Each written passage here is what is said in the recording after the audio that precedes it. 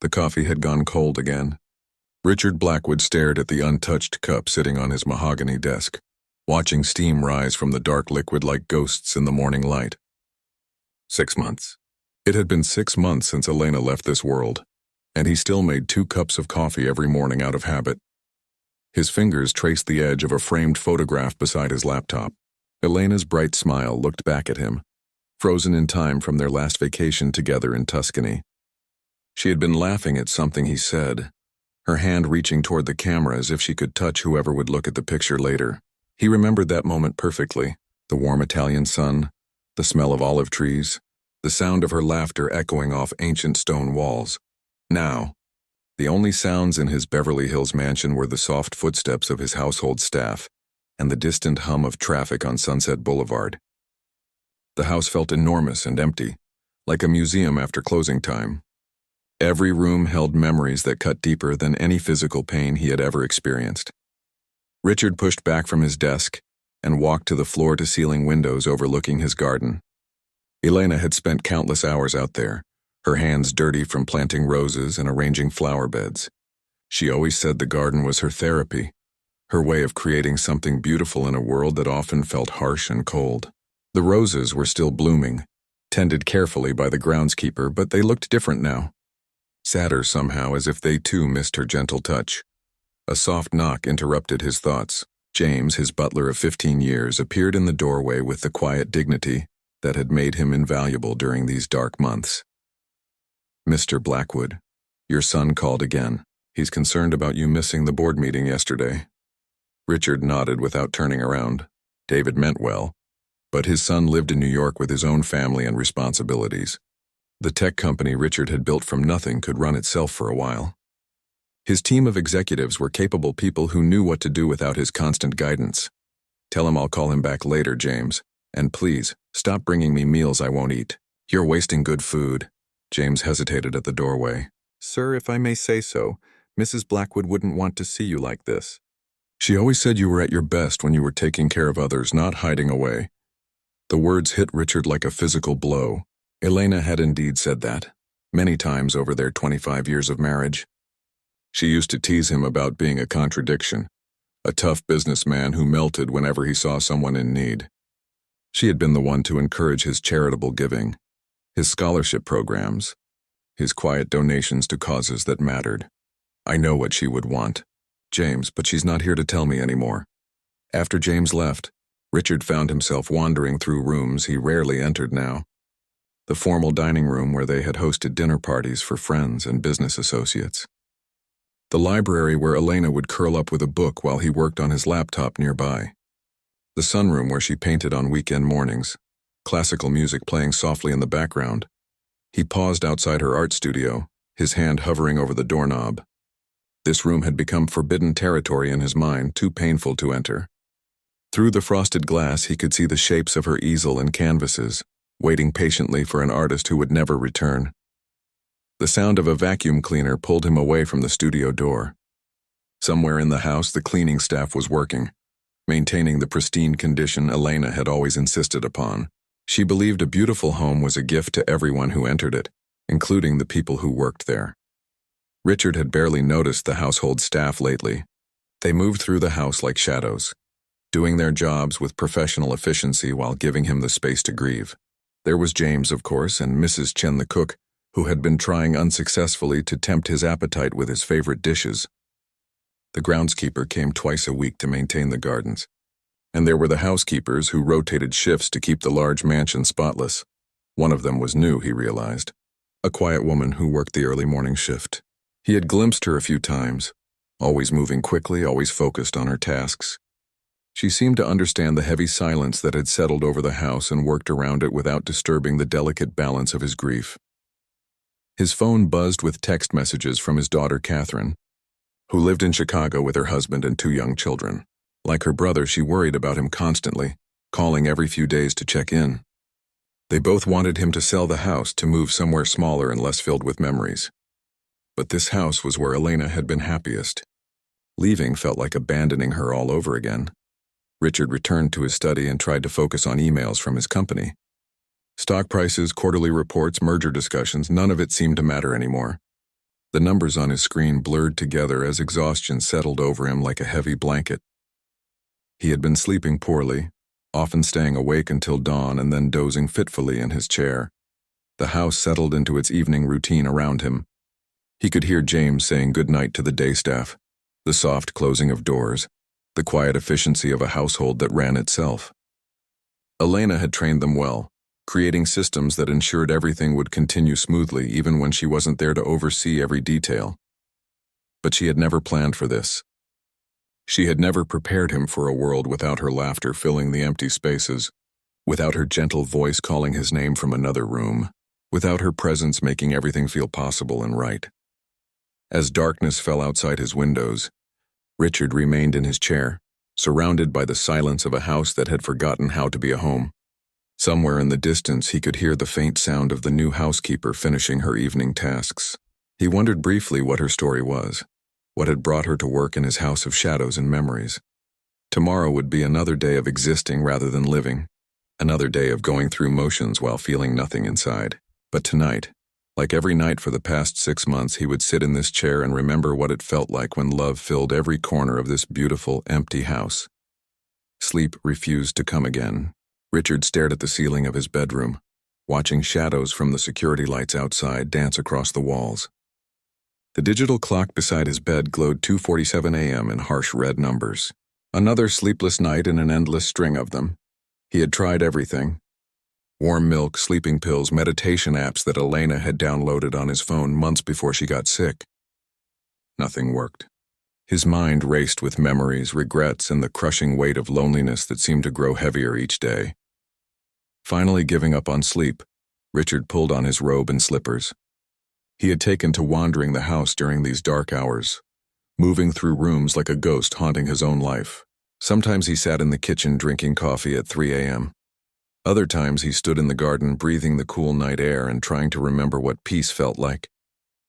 Tonight, something was different. As he walked down the hallway toward the main staircase, he noticed a faint glow coming from the direction of Elena's art studio. His heart skipped a beat. Had he left a light on? James was always careful about such things, and the cleaning staff knew to turn off lights when they finished their work. Richard moved quietly toward the light, his bare feet silent on the hardwood floors. The studio door was slightly open and warm yellow light spilled into the hallway. As he got closer, he could hear the soft sound of someone moving around inside the room. His first thought was that someone had broken into the house. But that was impossible. The security system was state-of-the-art, and he would have heard alarms. Besides, what kind of burglar would break in just to spend time in an art studio? Curiosity overcame caution as Richard approached the doorway. He peered through the gap and froze at what he saw inside. The new housekeeper, the quiet woman who worked the morning shifts, was sitting at Elena's easel. But she wasn't cleaning or dusting. She was painting. Richard's breath caught in his throat. The woman sat with perfect posture, a small brush held delicately between her fingers as she worked on what appeared to be one of Elena's unfinished canvases. Her movements were precise and confident, the movements of someone who knew exactly what she was doing. Around her, the studio looked different than it had in months. Elena's art supplies were organized and clean. Brushes that had been left scattered were now arranged by size in neat rows. Tubes of paint were arranged by color, and the palette had been scraped clean and prepared with fresh colors. The woman, he realized he didn't even know her name, worked with incredible focus. She would paint for a few moments, then step back to study the canvas, tilting her head to consider the effect of each brushstroke.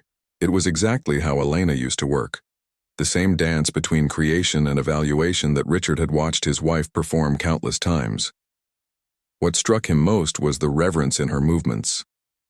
She handled Elena's brushes like precious artifacts, cleaned them carefully after each use, and approached the painting with a respect that made Richard's chest tighten with unexpected emotion.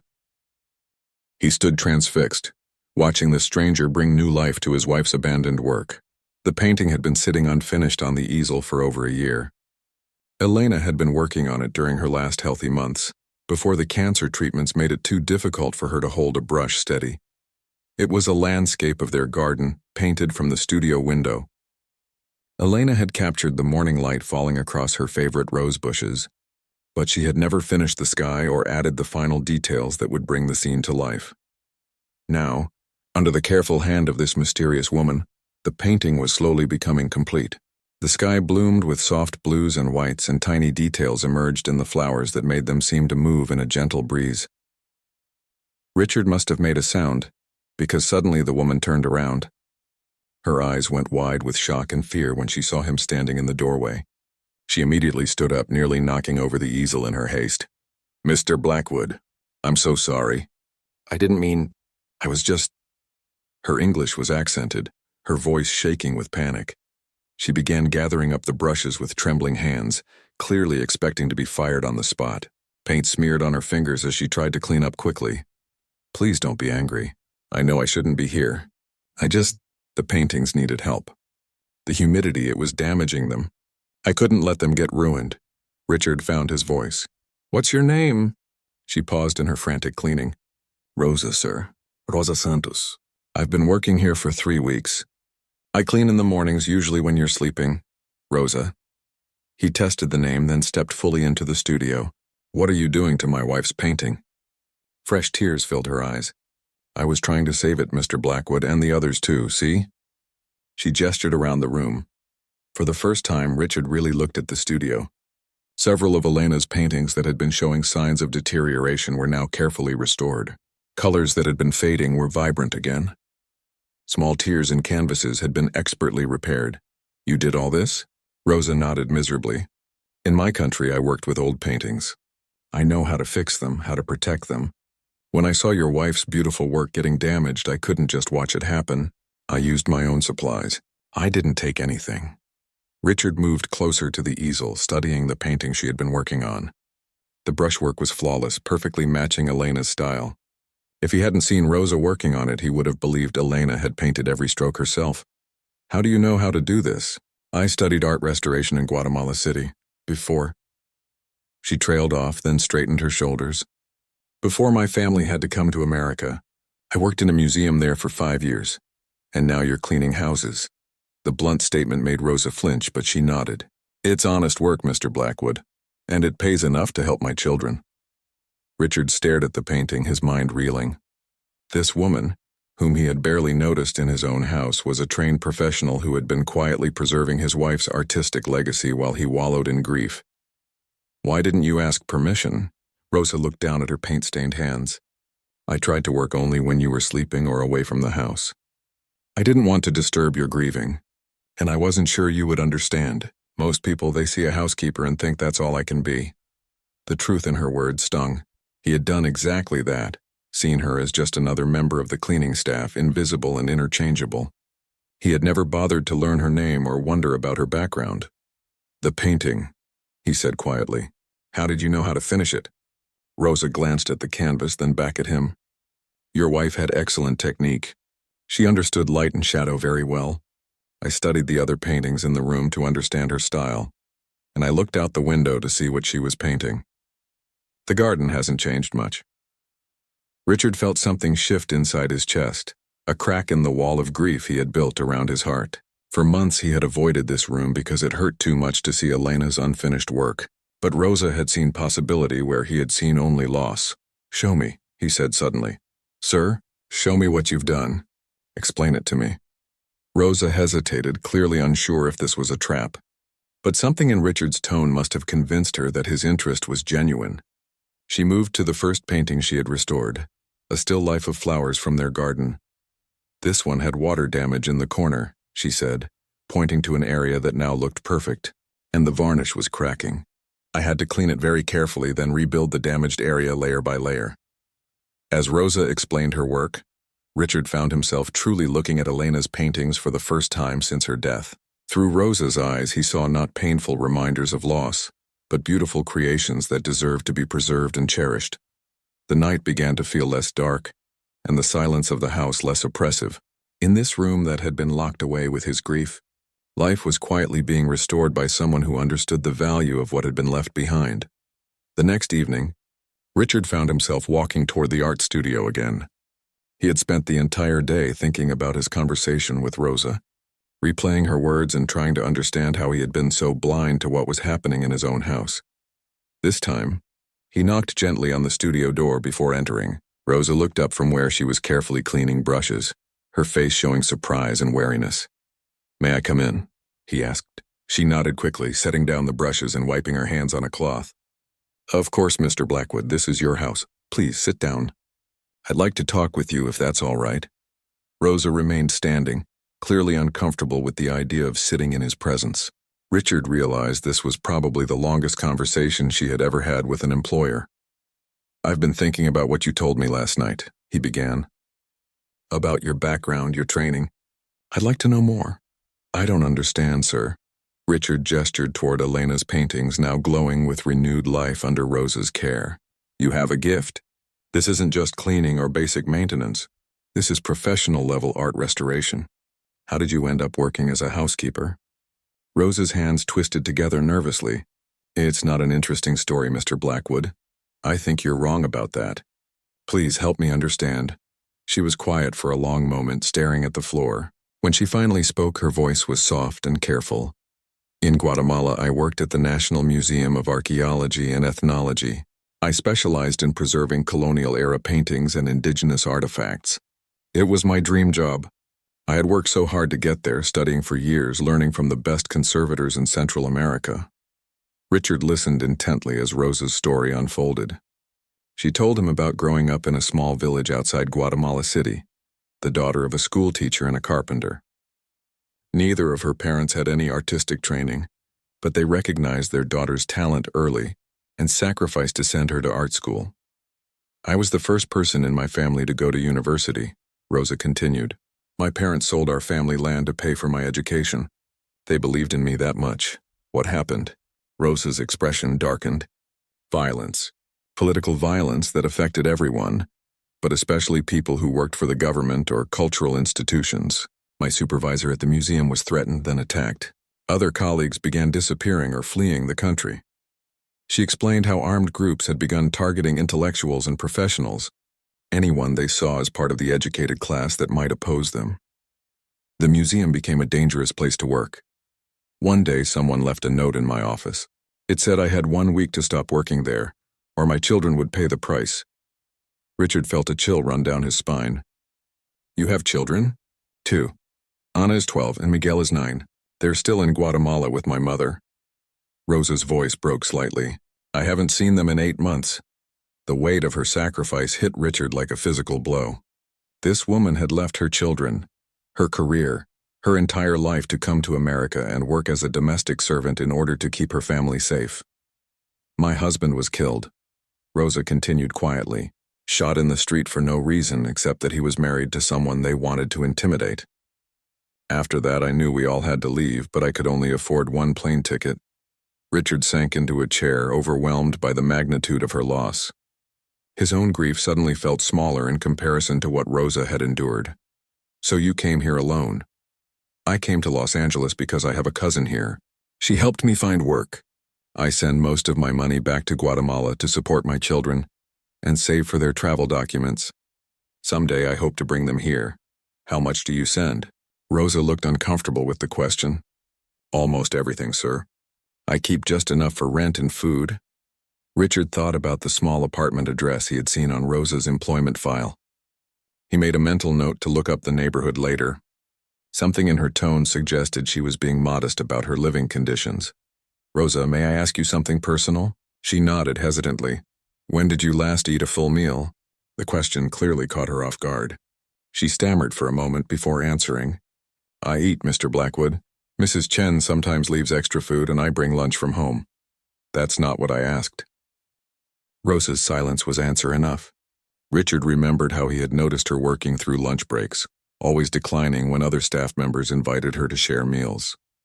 He had assumed she was antisocial or simply preferred to eat alone. "Show me," he said suddenly. "Sir, show me what you're sending the money for. You mentioned saving for your children's documents. What else?" Rosa hesitated, then pulled out her phone with shaking hands.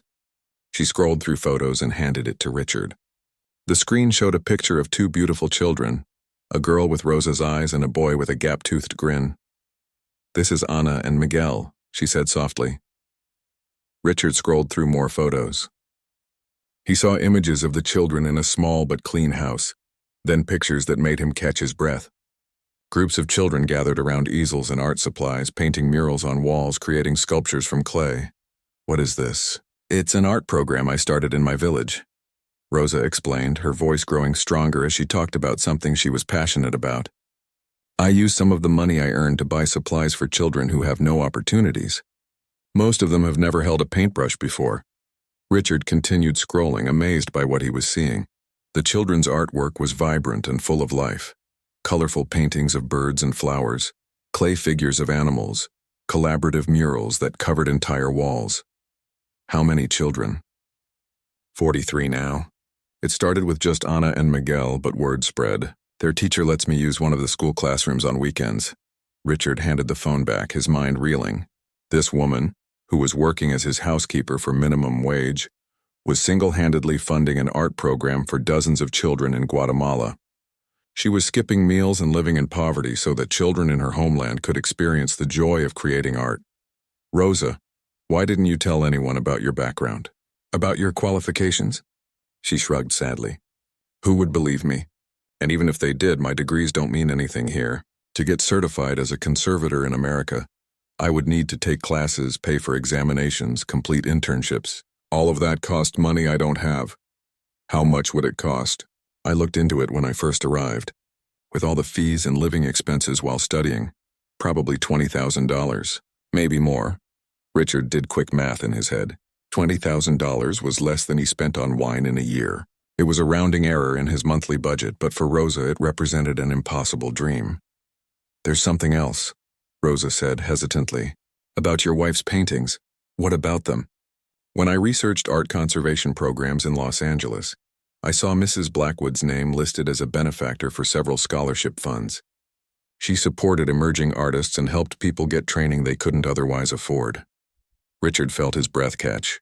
Elena had indeed supported various arts programs, but she had never talked about the details. She preferred to give anonymously, believing that charity should be private.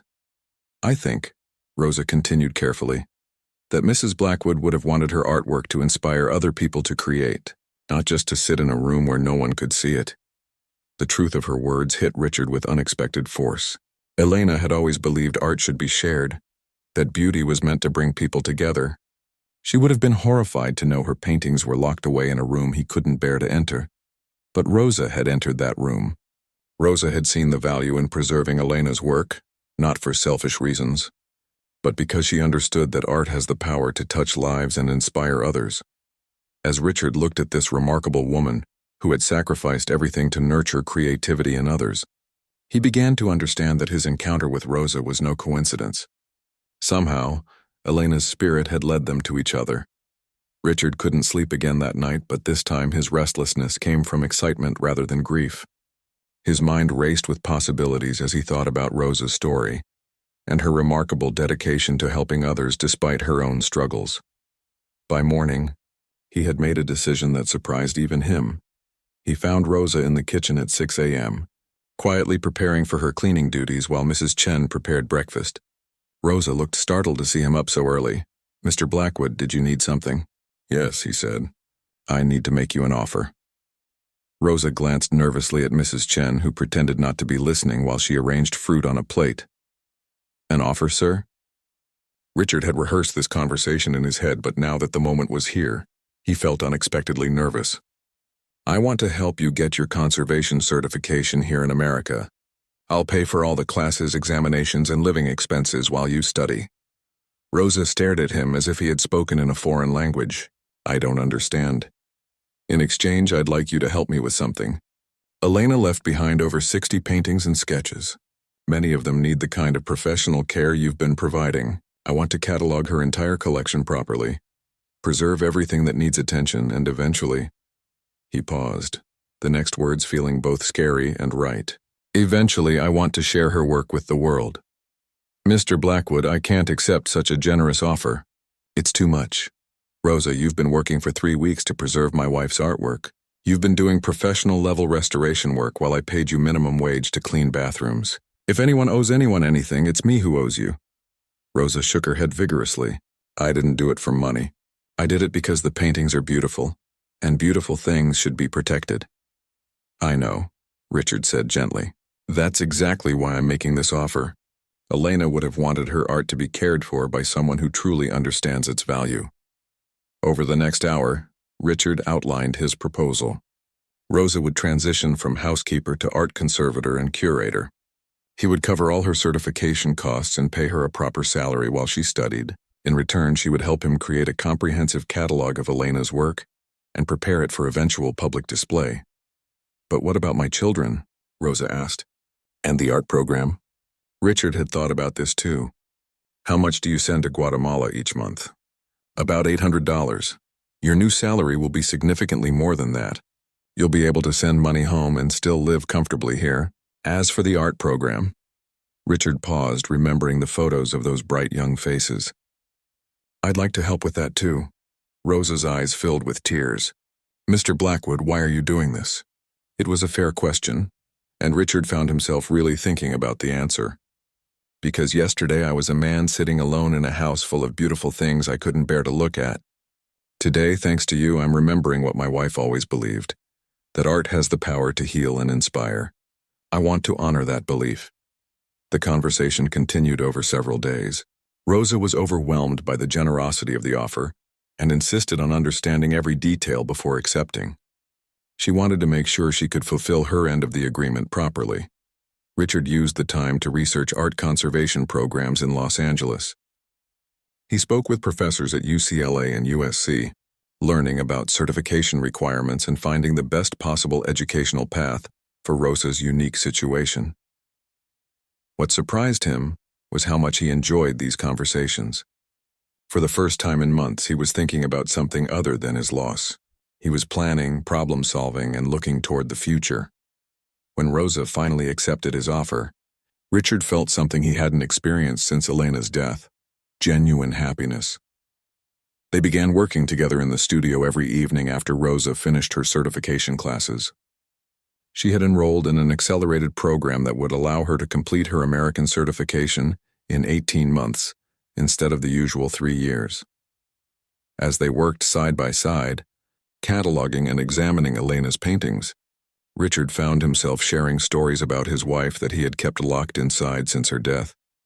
She painted this one during our first year of marriage, he said, pointing to a small landscape. We had just bought the house and she was so excited about having her own studio.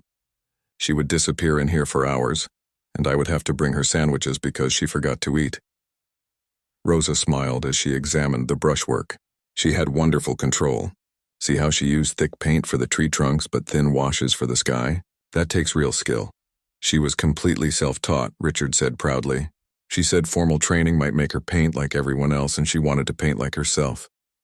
These conversations became the highlight of Richard's days. Rosa asked thoughtful questions about Elena's techniques and inspirations, helping him see his wife's work with new eyes. She pointed out details he had never noticed, explained artistic concepts that Elena had understood instinctively, but never put into words. Your wife was very influenced by the French Impressionists, Rosa observed one evening while studying a painting of their garden. But she adapted their techniques to capture California light. The way she handles the sunshine is completely original. Richard realized that Rosa was not just preserving Elena's paintings, she was helping him understand his wife's artistic legacy in ways he never had before. Meanwhile, Richard had quietly begun supporting Rosa's art program in Guatemala. He arranged for monthly shipments of high-quality art supplies to be sent to the village school. Rosa cried when she received photos from her cousin showing the children's excitement over the new materials. They've never had real watercolor paints before, she told Richard, showing him pictures on her phone. Look how happy they are. The photos showed children covered in paint, grinning as they created masterpieces on proper canvas boards instead of scrap paper. Richard found himself smiling at their joy, remembering how Elena had always said that watching someone discover their creative abilities was one of life's greatest pleasures. As weeks turned into months, the art studio became a place of life and energy instead of sorrow and silence. Richard looked forward to their evening sessions, and Rosa blossomed under his encouragement and support.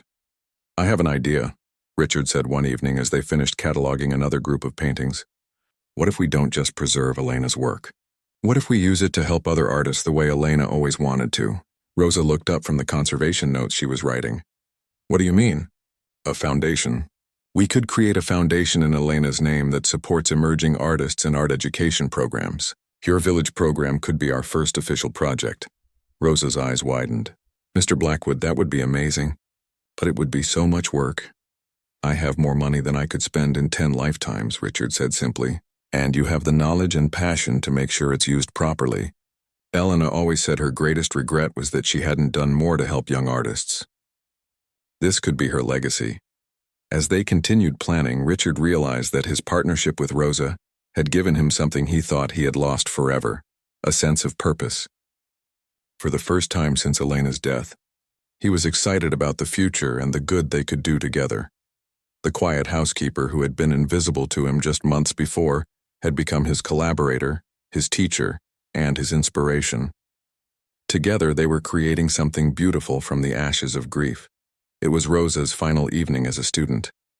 After 18 months of intensive study, she had completed her certification and would officially become the first curator of the Elena Blackwood Foundation the following week.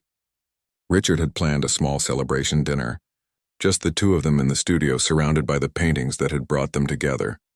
As they sat among Elena's restored artwork, sharing a bottle of wine and reflecting on their journey, Rosa seemed unusually quiet. She kept glancing at a particular painting, one of Elena's earliest works that showed children playing in a schoolyard. Is something wrong? Richard asked, noticing her distracted mood. Rosa set down her wine glass and turned to face him. Mr. Blackwood, there's something I need to tell you. Something I should have told you months ago, but I was afraid. Richard felt a chill of concern. What is it? Rosa took a deep breath, her hands trembling slightly. I didn't come to work for you by accident. I specifically looked for a job in your household. I don't understand. When I first arrived in Los Angeles, I was researching art programs and scholarships, trying to find a way to get my certifications recognized. I kept seeing your wife's name listed as a benefactor for various organizations. Elena Blackwood Foundation scholarships, Elena Blackwood grants for emerging artists. Richard nodded. Elena was involved in many charitable programs. She preferred to give anonymously. One of those programs, Rosa continued, her voice growing stronger, was a scholarship fund for art students in Central America, students who couldn't afford to complete their education otherwise. Richard felt something shift in his chest, a premonition of significance that made him lean forward. In 2018, I was struggling to pay for my final year of graduate studies in art conservation. My family had spent everything they had on my education, but it wasn't enough. I was going to have to drop out of the program, just 1 year short of my degree. Rosa paused, wiping tears from her eyes. Then I received a letter, an anonymous scholarship that would cover not only my tuition, but also living expenses for my final year. The letter said the benefactor believed in supporting promising young conservators who would use their skills to preserve cultural heritage. Richard's breath caught as he began to understand where this story was leading. Tried to find out who had given me this incredible gift, but the scholarship administrator said the donor insisted on complete anonymity. All they would tell me was that it came from someone in Los Angeles who believed art conservation was essential for preserving human culture. Elena, Richard whispered. Rosa nodded, tears flowing freely now. I graduated because of that scholarship, Mr. Blackwood. I got my job at the National Museum because of that degree. Everything good that happened in my career, everything I was able to accomplish before I had to flee Guatemala, it all started with your wife's generosity. Richard sat in stunned silence, trying to process this revelation. Elena had never mentioned this specific scholarship program. She had supported so many causes that he couldn't keep track of them all. When I saw Mrs. Blackwood's obituary online, Rosa continued, I finally learned the name of the woman who had changed my life. I read about her love of art, her support for emerging artists, and her belief that everyone deserved the chance to pursue their creative dreams. So you came here. I came here to say thank you. I know it sounds crazy, but I felt like I owed her something. When I saw the job posting for a housekeeper position, I thought maybe I could work here for a few months, just to be close to the memory of the person who had saved my future. Richard struggled to find words. The magnitude of this coincidence, or perhaps it wasn't a coincidence at all, overwhelmed him. When I found her paintings deteriorating, Rosa went on. I couldn't bear to see them damaged. It felt like the very least I could do was preserve the artwork created by the woman who had preserved my dreams. All this time, Richard said slowly, you've been taking care of Elena's legacy because she once took care of yours. Rosa nodded. I never intended for you to find out. I just wanted to quietly do whatever I could to honor her memory. But then you caught me that night and everything changed. Richard stood up and walked to the window, looking out at Elena's garden. The roses were in full bloom, more beautiful than they had been in years. Everything Elena had touched seemed to keep growing and flourishing long after she was gone. Rosa, do you realize what this means? Sir? Richard turned back to her, his eyes bright with wonder. Elena brought us together. Even after her death, she's still connecting people, still supporting artists, still making sure beautiful things are preserved and shared with the world. He gestured around the studio, where dozens of Elena's paintings now hung in perfect condition, ready to inspire others. Look what we've accomplished together. The foundation is about to launch. Your children will be able to join you here next month. The art program in Guatemala now serves over 100 children. None of this would have happened if Elena hadn't first believed in a young art student she never even met. Rosa smiled through her tears. She had a gift for seeing potential in people. She did, Richard agreed. And somehow she saw that you and I needed each other. Over the following weeks, as they prepared for the foundation's official launch, Richard felt a deep sense of completion. The Elena Blackwood Foundation would support art education programs worldwide, with Rosa as its director, and the Village program in Guatemala as its flagship project. On the day of the foundation's opening ceremony, Richard stood before a gathering of artists, educators, and philanthropists.